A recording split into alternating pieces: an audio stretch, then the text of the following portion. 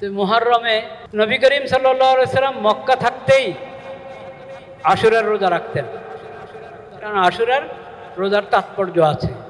তো মুহররমে আমরা এক তো সবসময় যেটা কাজ আল্লাহর ফরজগুলো আদায় করা এবং আল্লাহ যা নিষেধ করেছেন হারাম করেছেন সেসব কাজ থেকে বেঁচে থাকা। আর একটা হলো নফল রোজা।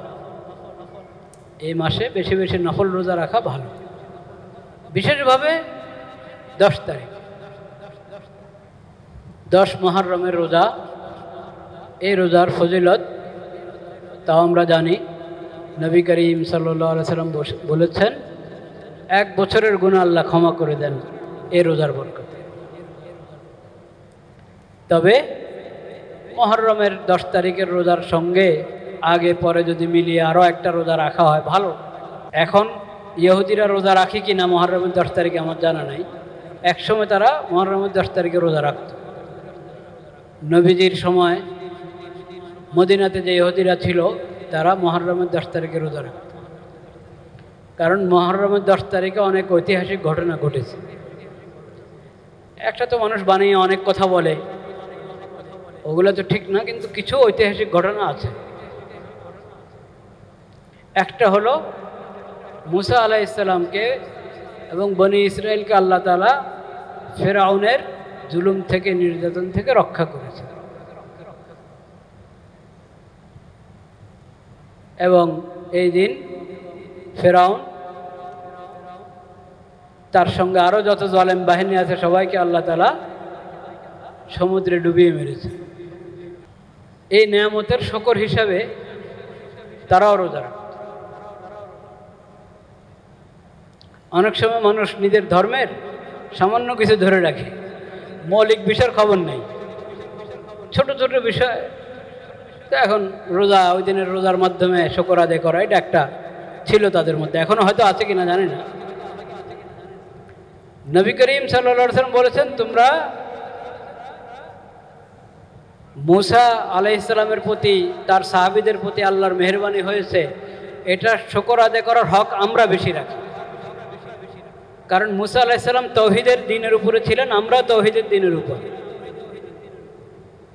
ইহুদিদের মধ্যে তাওহীদ আছে, শরীয়ত আছে। আল্লাহর কিতাব তাওরাতকে বিকৃত করেছে, আল্লাহর দেওয়া শরীয়তকে বিকৃত করেছে।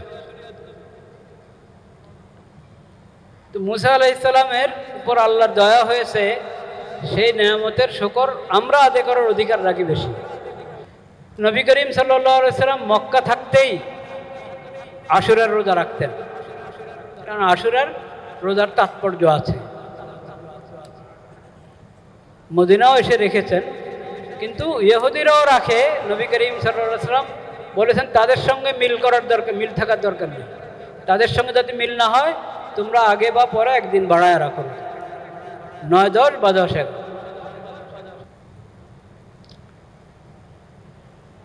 এই যে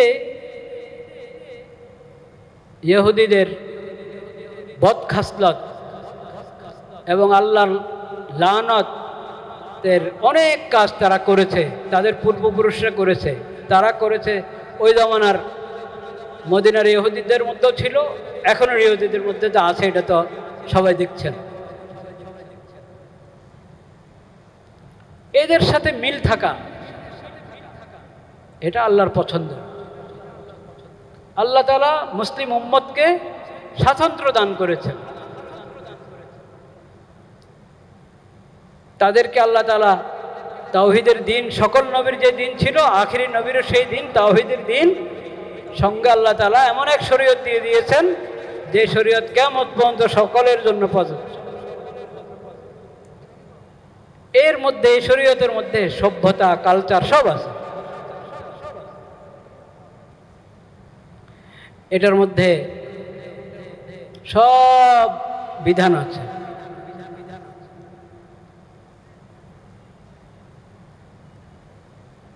মুসলিম উম্মতকে আল্লাহ তাআলা কোনো দিক থেকে ফকির বানান নাই, যে তারা কোনো বিষয়, দিন শরীয়তের কোনো বিষয়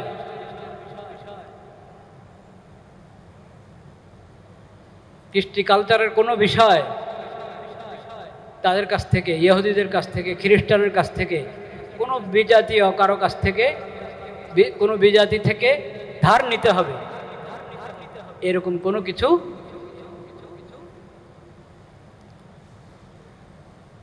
কোনো অভাব, কোনো কমি এই দ্বীনের মধ্যে, এই শরীয়তের মধ্যে নাই।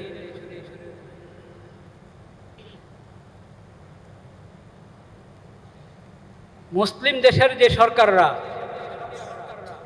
মনে করে যে মুসলিম উম্মতের শাসন কার্যের জন্য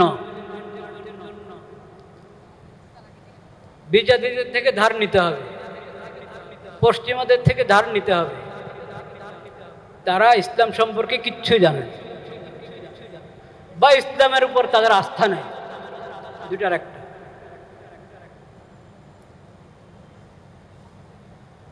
আপনি আল্লাহর শুকর আদায় করবো আমরা। নবীজি বলছেন শুকর আদায় করো এভাবে যাতে তাদের সাথে তোমাদের মিল না হয়। আল্লাহ এই উম্মতকে স্বাতন্ত্র্য দান করেছে।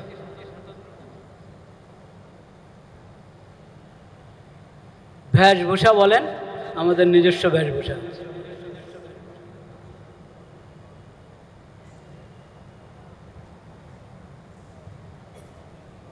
এবাদতের মধ্যে যেমন আমাদেরকে আল্লাহ বিধান দিয়েছেন, লেনদেনের ক্ষেত্রেও বিধান দিয়েছেন।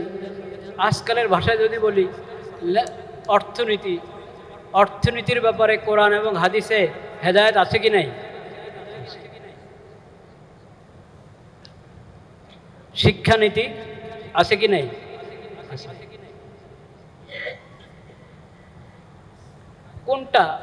কোনটা নিতে হবে অন্যদের কাছ থেকে? কোনটা নিতে হবে? মানবতার শিক্ষা নিতে হবে পশ্চিমাদের থেকে, যারা মানবতাকে জবাই করে তাদের কাছ থেকে মানবতার শিক্ষা নিতে হবে, মানবাধিকারের দফতর করতে হবে।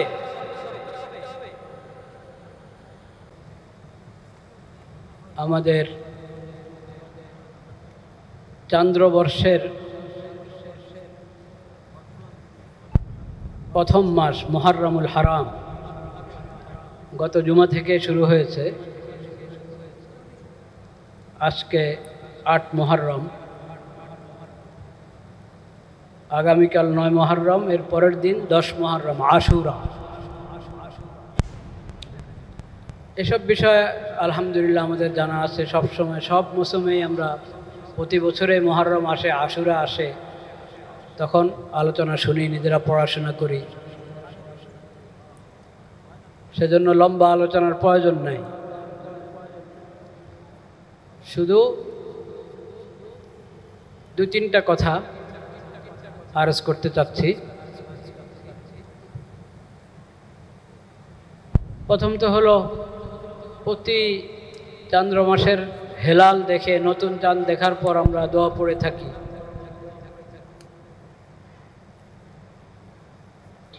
একাধিক দোয়া হাদিস শরীফে বর্ণিত আছে। একটি দোয়া, যে দোয়ার বর্ণনা করার সময় সাহাবী বলেছেন, নববর্ষ আসলে বা নতুন মাস আসলে, কোনো নতুন মাস আসলো তখনও, আর নতুন বর্ষ শুরু হলো, নতুন বর্ষ তো মুহররমে শুরু হয়, তখন সাহাবায়ে কেরাম দোয়া পড়তেন, আল্লাহুম্মা আদখিলহু আলাইনা বিসসালামাতি বিল আমনি ওয়াল ঈমান ওয়াসসালামাতি ওয়াল ইসলাম ওয়া রিজওয়ানির মিনার রহমান ওয়া জিওয়ারিম মিনাশ শাইতান। আয় আল্লাহ, এই মাসটা শুরু হচ্ছে, এই বর্ষটা শুরু হচ্ছে, এই শুরুটা যেন শান্তির সঙ্গে হয়, ঈমানের সঙ্গে হয়, নিরাপত্তা এবং ঈমান, শান্তি এবং ইসলাম এর সঙ্গে যাতে আমাদের এই মাস, এই বর্ষ শুরু হয়। ওয়া রিজওয়ানিম মিনার রহমান ওয়া জিওয়ারিম মিনাশ শাইতান। আমরা যাতে এই পুরো মাস, এই পুরো বছর শয়তানের কুমন্ত্রণা থেকে হেফাজতে থাকি, শয়তান থেকে আমরা শয়তানের সকল ওয়াসওয়াসা এবং ধোঁকা থেকে আমরা বেঁচে থাকতে পারি এবং রহমান রব্বুল আলামিনের সন্তুষ্টি অর্জন করতে পারি। এইভাবে আমাদের মাস এবং বছর অতিবাহিত হোক ইয়া আল্লাহ। এই দোয়ার মাধ্যমে মাস শুরু হয়, বছর শুরু হয়। তো এখন এই যে মুহররম মাস, এটা তো আমরা সবাই জানি সম্মানিত 4 মাসের এক মাস। যে মাসগুলোর ব্যাপারে রব্বুল আলামিন কোরআন কারিমে বলেছেন, ফালা তাজলিমু ফীহিন্না আনফুসাকুম, নিজেদের উপর জুলুম করো না। এই মাসগুলোতে নিজের উপর জুলুম করা, অত্যাচার করা তো কখনো জায়েজ নেই। কিন্তু এই সম্মানিত 4 মাসের ব্যাপারে আল্লাহ তাআলা আলাদা করে বলেছে, নিজেদের উপর জুলুম করো। কিভাবে জুলুম হবে? মাসগুলোর সম্মান নষ্ট করলে, গুনাহ করলে, পাপ অপরাধ এবং অন্যের প্রতি জুলুম অন্যায় সবসময় হারাম, কিন্তু এই মাসগুলোতে এটা আরো বেশি হারাম, বড় হারাম, বড় পাপ।